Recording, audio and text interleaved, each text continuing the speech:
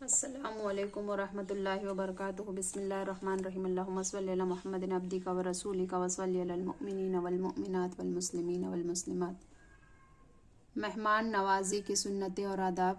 مہمان کی آؤ بھگت کرنا، اس کی دلجوئی کرنا، اس کو کھلانا پلانا، یہ سب سنت ہے اور اس کے بہت سارے فضائل ہیں۔ حضرت سیدنا ابراہیم علیہ نبی علیہ الصلوۃ والسلام بہت ہی مہمان نواز تھے، چنانچہ اللہ عز و جل ارشاد فرماتا ہے: هل أتاك حديث ضيف إبراهيم المكرمين إذ دخلوا عليه فقالوا سلاما قال سلام قوم منكرون فراغ إلى أهله فجاء بعجل سمين فقربه إليهم قال ألا تأكلون۔ اے محبوب صلی اللہ علیہ وسلم، کیا تمہارے پاس ابراہیم کے معزز مہمانوں کی خبر آئی جب وہ اس کے پاس آ کر بولے؟ سلام کہا، سلام، ناشناسا لوگ ہیں۔ پھر اپنے گھر گیا تو ایک فربا بچڑا لے آیا، پھر اس نے ان کے پاس رکھا، کہا کیا تم کھاتے نہیں؟ بنا ہوا بچڑا۔ میٹھے اسلامی بھائی اور بہنوں، حضرت سیدنا ابراہیم علیہ السلام نہایت ہی مہمان نواز تھے۔ اس وقت تک کھانا تناول نہ فرماتے جب تک کسی مہمان کو شریک نہ کر لیتے۔ ایک بار 2-3 روز گزر گئے، جب کوئی مہمان نہ ملا۔ چند روز یوں ہی گزرے تھے کہ 10-12 اللہ عز و جل کے فرشتے حاضر خدمت ہوئے۔ آپ علیہ السلام چونکہ مہمانوں کے منتظر تھے، اسی طرف توجہ ہی نہ رہی کہ یہ فرشتے ہیں اور کھاتے پیتے نہیں۔ آپ علیہ السلام نے ایک بچڑا ذبح کر کے بھون کر ان کے آگے رکھ دیا۔ لیکن جب ان معزز مہمانوں نے کھانے کی طرف رغبت نہ کی، اس وقت آپ علیہ السلام کی توجہ شریف اس طرف گئی کہ یہ تو اللہ کے فرشتے ہیں۔ گائے کا گوشت سنت ابراہیم کی نیت سے کھانا زیادہ ثواب ہے۔ کنز ایمان کے حاشیے پر حضرت علامہ نعیم الدین مراد آبادی رحمۃ اللہ تعالیٰ علیہ اس واقعے کے بعد تحریر فرماتے ہیں کہ حضرت ابراہیم علیہ السلام کو گائے کا گوشت پسند تھا، تو جو کوئی نیت کر کے گائے کا گوشت کھائے گا، یہ حضرت ابراہیم علیہ السلام کو پسند تھا، زیادہ ثواب ملے گا۔ تلاش مہمان۔ حضرت عطا رحمۃ اللہ تعالیٰ علیہ فرماتے ہیں کہ حضرت ابراہیم خلیل اللہ جب کھانا کھانے کا وقت آتا اور ساتھ کوئی کھانے والا نہ ہوتا تو 1 یا 2 میل تک اس کی تلاش میں نکل جاتے تھے کہ کوئی ساتھ کھانے والا مل جائے۔ حضرت اکرمہ رضی اللہ تعالیٰ عنہ فرماتے ہیں حضرت ابراہیم علیہ السلام کا لقب ابو ذیفان مہمانوں کا باپ مشہور تھا۔ ان کے مکان کے 4 دروازے تھے اور دیکھتے رہتے تھے کہ کس دروازے سے کوئی آنے والا آتا ہے۔ کیا ہم بھی مہمان نواز ہیں؟ میٹھے اسلامی بھائی اور بہنوں، ایک طرف حضرت ابراہیم خلیل اللہ علیہ نبی علیہ الصلوۃ والسلام کے مہمان نوازی کا جذبہ ملاحظہ فرمائیے اور دوسری طرف اپنی حالت پر نظر ڈالیے۔ اللہ کی رحمت کو بصورت مہمان تلاش کرنے کا تو ہم سوچ بھی نہیں سکتے۔ اگر کبھی اللہ عز و جل کی رحمت مہمان چل کر خود ہی گھر آ جائے تو ہم گھبرا جاتے ہیں اور تمنا کرتے ہیں کہ مہمان جلدی جان چھوڑ جائے تو اچھا ہے۔ ہماری یہ بے حسی اور مفاد پرستی کا کب خاتمہ ہوگا؟ ہمارے اندر اخوت اور باہمی ہمدردی کا جذبہ کب پیدا ہوگا؟ کبھی مہمان کے بغیر کھانا نہیں کھایا۔ حضرت عمش رضی اللہ تعالیٰ عنہ سے مروی ہے کہ جب حضرت ابراہیم علیہ السلام کی وفات کا وقت قریب آیا تو حضرت اسماعیل علیہ السلام نے پوچھا، اے بابا جان علیہ السلام، اے ابا جان علیہ السلام، کون سے عمل نے آپ کو اللہ تعالیٰ کا خلیل بنایا؟ حضرت ابراہیم علیہ السلام نے جواب دیا، اے بیٹے، 3 باتوں کی وجہ سے مجھے یہ شرف حاصل ہوا۔ 1، میں نے اللہ کے حکم کو ہر ایک کے حکم پر ترجیح دی اور اس کی اطاعت کی۔ 2، میں نے اپنے تمام کام اللہ کی کفالت ضمانت پر چھوڑ دیے۔ 3، میں نے بغیر مہمان کے کبھی دن یا رات کو کھانا نہیں کھایا۔ مہمان باعث خیر و برکت ہے۔ حضرت انس رضی اللہ تعالیٰ عنہ کا بیان ہے، تاجدار مدینہ صلی اللہ علیہ وسلم نے ارشاد فرمایا، جس گھر میں مہمان ہو اس گھر میں خیر و برکت اسی طرح دوڑتی ہے جیسے اونٹ کے کوہان پر چھڑی، بلکہ اس سے بھی تیز۔ چھڑی اونٹ کے کوہان پر رکھ دے تو فوراً لڑک کر نیچے آ جاتی ہے۔ مہمان کی وجہ سے خیر و برکت اس سے بھی زیادہ تیزی کے ساتھ نازل ہوتی ہے۔ مہمان نوازی میں خیر ہے تاجدار مدینہ صلی اللہ علیہ وسلم کا فرمان عالی شان ہے، جو شخص مہمان نواز نہیں اس میں خیر نہیں، اور فرمایا مہمان کے واسطے تکلف نہ کرو۔ مہمان میزبان کے گناہ معاف کرنے کا سبب ہوتا ہے۔ سرکار مدینہ صلی اللہ علیہ وسلم کا فرمان عالی شان ہے، جب کوئی مہمان کسی کے یہاں آتا ہے تو اپنا رزق لے کر آتا ہے، اور جب اس کے یہاں سے جاتا ہے تو صاحب خانہ کے گناہ بخشنے کا سبب ہوتا ہے۔ قرض لے کر بھی مہمان نوازی فرمائی۔ ایک دفعہ سرکار مدینہ صلی اللہ علیہ وسلم کے یہاں مہمان حاضر ہوا تو آپ صلی اللہ علیہ وسلم نے قرض لے کر اس کی مہمان نوازی فرمائی۔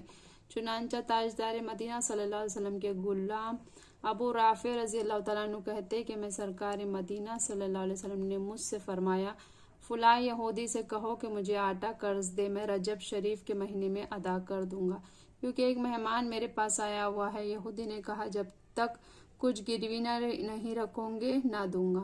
حضرت ابو رافع رضی اللہ تعالیٰ عنہ کہتے ہیں کہ میں واپس آیا اور تاجدار مدینہ صلی اللہ علیہ وسلم کی خدمت میں اس کا جواب عرض کیا۔ آپ صلی اللہ علیہ وسلم نے فرمایا، واللہ میں آسمان میں بھی امین ہوں اور زمین میں بھی امین ہوں، اگر وہ دے دیتا ہے تو میں ادا کر دیتا، اب میری وہ زیرہ لے جا اور گروی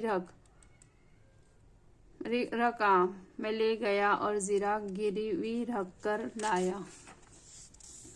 کوئی بھول کر تو تم وہی بھول مت کرو، کوئی بھول کرے تو تم وہی بھول مت کرو۔ کوئی ہماری مہمان نوازی کرے یا نہ کرے، لیکن اس کی مہمان نوازی کرنے کا حکم ہے، جیسا کہ حضرت ابو الاحوص رضی اللہ تعالیٰ عنہ اپنے والد کی سے روایت کرتے ہوئے کہتے کہ میں نے عرض کیا، رسول اللہ صلی اللہ علیہ وسلم یہ فرمائیے کہ میں ایک شخص کے یہاں گیا، اس نے میری مہمانی نہیں کی، اب وہ اگر میرے یہاں آئے تو میں اس کی مہمانی کروں یا بدلہ لوں؟ ارشاد فرمایا، بلکہ تم اس کی مہمانی کرو، مہمان کسی پر زیادہ بوجھ نہ بنے۔ حضرت ابو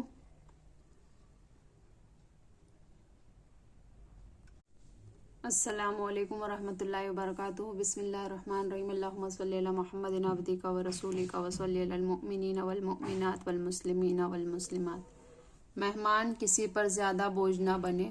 حضرت ابو شریقابی رضی اللہ تعالیٰ عنہ سے مروی ہے کہ سرکار مدینہ صلی اللہ علیہ وسلم نے ارشاد فرمایا، جو شخص اللہ عز و جل اور قیامت کے دن پر ایمان رکھتا ہے وہ مہمان کا اکرام کرے۔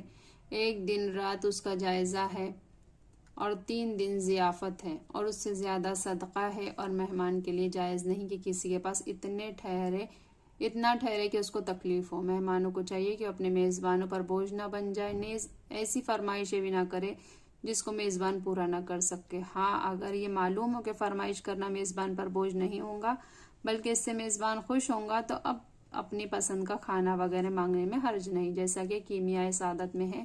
حضرت سیدنا امام شافعی رحمۃ اللہ تعالیٰ علیہ بغداد معلیٰ میں حضرت سیدنا زعفرانی رحمۃ اللہ تعالیٰ علیہ کے دولت خانے پر بطور مہمان ٹھہرے ہوئے تھے۔ زعفرانی صاحب رحمۃ اللہ تعالیٰ علیہ روزانہ مختلف قسم کے کھانوں کی فہرست باورچی کے حوالے کر دیتے۔ ایک دن حضرت سیدنا امام شافعی رحمۃ اللہ تعالیٰ نے اس فہرست میں ایک قسم کا کھانا بڑھا دیا اور اس پر دستخط فرما دی۔ جب زعفرانی صاحب رحمۃ اللہ تعالیٰ نے اپنی کنیز کے ہاتھ میں وہ تحریر دیکھی تو بہت خوش ہوئے اور شکرانے میں اس کنیز کو آزاد کر دیا۔ سرکار مدینہ صلی اللہ علیہ وسلم کے بارگاہ کریمی میں ایک مہمان حاضر ہوا۔ سرکار صلی اللہ علیہ وسلم نے اپنے جانثاروں کی طرف دیکھتے ہوئے ارشاد فرمایا، کون ہے جو اس مہمان کی خدمت کرے؟ حضرت ابو طلحہ رضی اللہ تعالیٰ عنہ اس سعادت کو ہنسی خوشی قبول کرتے ہوئے اپنے گھر چل دیے۔ یہ واقعہ حدیث شریف میں یوں ہے کہ انوکھی مہمان نوازی۔ حضرت ابو طلحہ رضی اللہ تعالیٰ عنہ ایک رات بارگاہ نبوت صلی اللہ علیہ وسلم کے ایک مہمان کو اپنے گھر لے گئے اور اپنی زوجہ ام سلیم رضی اللہ تعالیٰ عنہ سے پوچھا کہ کیا گھر میں کچھ کھانا موجود ہے؟ بیوی صاحبہ نے عرض کی کہ صرف ایک آدمی کی خوراک ہے۔ آپ رضی اللہ تعالیٰ عنہ نے حکم دیا، بچوں کو بہلا پھسلا کر سلا دو اور کھانا مہمان کے سامنے رکھ دو، پھر تم چراغ کی بتی درست کر کے بہانے سے اٹھو اور ایک دم چراغ کو بجھا دو، پھر ہم اور تم اندھیرے میں مہمان کے ساتھ کھانے کے لیے بیٹھ جائیں، اور مہمان کو دکھانے کے لیے ہم دونوں کے برتن میں ہاتھ ڈالتے رہے اور یوں ہی منہ چلاتے رہے تاکہ مہمان یہ سمجھے کہ ہم دونوں بھی کھانا کھا رہے ہیں۔ اس طرح مہمان شکمسیر ہو کر کھانا کھا لیں گا اور ہم دونوں بھوکے رہیں گے۔ چنانچہ بی بی ام سلیم رضی اللہ تعالیٰ عنہ نے پہلے تو بچوں کو سلا دیا، پھر مہمان کے سامنے کھانا رکھ دیا اور چراغ کو بجھا دیا۔ پھر میاں بیوی دونوں ہی مہمان کے ساتھ کھانے کے لیے بیٹھ گئے۔ مہمان کھاتا رہا اور یہ دونوں میاں بیوی برتن میں ہاتھ ڈالتے اور منہ چلاتے رہے، یہاں تک کہ مہمان نے پیٹ بھر کھانا کھا لیا اور اندھیرے میں اس کو یہ معلوم نہ ہو سکا کہ میاں بیوی بھوکے رہ گئے ہیں۔ بعض دوسری روایت سے پتہ چلتا ہے کہ صبح حضرت ابو طلحہ رضی اللہ تعالیٰ عنہ بارگاہ مصطفی صلی اللہ علیہ وسلم میں حاضر ہوئے تھے تو سرکار صلی اللہ علیہ وسلم نے مسکرا کر فرما دیا، تمہاری رات کی مہمان نوازی پروردگار کو بہت پسند آئی۔ مشہور یہی ہے کہ جلد بازی شیطانی کا کام ہے، مگر نیکی کرنے میں جتنا ہو سکے جلدی ہی کرنی چاہیے، جیسا کہ 5 کاموں میں جلدی کرنی چاہیے۔ حضرت حاتم اصم رحمۃ اللہ تعالیٰ علیہ نے فرمایا، جلد بازی شیطانی کا کام ہے، مگر 5 چیزوں میں جلدی کرنی چاہیے: مہمان کو کھلانے میں، 2 میت کو دفن کرنے میں، 3 لڑکیوں کے نکاح میں، 4 قرض ادا کرنے میں، 5 گناہوں سے توبہ کرنے میں، نیز دعوت ولیمہ میں جلدی کرنا سنت ہے۔ ولیمہ شب زفاف کے بعد صرف 2 دن کے اندر سنت ہے، 2 دن سے زیادہ وقت گزار دیا تو ولیمے کی سنت ادا نہ ہوں گی۔ مہمان کے ساتھ کھانے والا اللہ کا دوست ہے۔ سرکار مدینہ صلی اللہ علیہ وسلم نے فرمایا، جو شخص چاہتا ہے اللہ عز و جل اس کو رسول اللہ صلی اللہ علیہ وسلم اسے دوست رکھے تو اسے چاہیے مہمان کے ساتھ کھانا کھائے۔ 10 لاکھ نیکیاں۔ حضرت جابر رضی اللہ تعالیٰ عنہ سے مروی ہے کہ تاجدار مدینہ صلی اللہ علیہ وسلم نے ارشاد فرمایا، جو شخص اپنے بھائی کو وہ چیز کھلا دے جو وہ چاہتا ہے تو اللہ عز و جل اس کے لیے 10 لاکھ نیکیاں لکھتا ہے اور 10 لاکھ برائیاں اس کے نامہ اعمال سے مٹا دیتا ہے اور 10 لاکھ درجے اس کے بلند کرتا ہے اور اس کو 3 جنتوں سے کھانا کھلاتا ہے، یعنی فردوس، عدن اور خلد سے۔ 60 سال کی نفلی عبادت سے زیادہ ثواب۔ پیارے اسلامی بھائی اور بہنوں، اللہ عز و جل کا کتنا کرم، ہمارے لیے ثواب کمانا کس قدر آسان کر دیا، اور ہمیں چاہیے کہ ہم اپنے مہمان کی پسند کا بھی خیال رکھیں۔ جس قسم کا کھانا وہ پسند کرتا ہے ہو سکے تو وہی کھانا اسے کھلائے تاکہ اس کا دل خوش ہو جائے، تاکہ سرکار صلی اللہ علیہ وسلم کا فرمان عالی شان ہے، مسلمان کے دل میں خوشی داخل کرنا 60 سال کی نفلی عبادت سے بہتر ہے۔ میٹھا لقمہ کھلانے کی فضیلت۔ حدیث پاک میں ہے کہ جو اپنے بھائی کو میٹھا لقمہ کھلائے گا قیامت کی گھبراہٹ سے بچے گا، جو لذیذ چیز اس کی خواہش کے مطابق کھلائے گا 1000 نیکیوں کا ثواب پائے گا، اور مسلمان کے پیٹ میں ایک آنت ہے جو سوائے میٹھی چیز کے کسی اور چیز سے نہیں بھرتی۔ سرکار صلی اللہ علیہ وسلم کو حلوہ بہت پسند تھا۔ پیارے اسلامی بھائی اور بہنوں، میٹھی چیز تو پھر میٹھی چیز ہے، یہ تو ہمارے آقا صلی اللہ علیہ وسلم کو بے حد پسند تھی۔ چنانچہ حدیث پاک میں ہے، قال النبی صلی اللہ علیہ وسلم یحب الحلوى والعسل۔ سرکار صلی اللہ علیہ وسلم کو حلوہ اور شہد بہت محبوب تھے۔ کھانا کھلانے کی زبردست فضیلت۔ جو اپنے اسلامی بھائی کو پیٹ بھر کے کھانا کھلائے وہ جہنم کے 3500 سال کی راہ دور کر دیا جاتا ہے، جیسا کہ تاجدار مدینہ صلی اللہ علیہ وسلم کا فرمان عالی شان ہے، جو شخص اپنے کسی اسلامی بھائی کو اتنا کھانا کھلائے کہ اس کا پیٹ بھر دے اور پانی پلائے یہاں تک کہ اس کی پیاس جاتی رہے، تو اللہ تعالیٰ اس کو دوزخ سے 7 خندقیں دور کر دیں گا، جس سے ہر 2 خندقوں کے درمیان کا فاصلہ 500 برس کی راہ ہوگا۔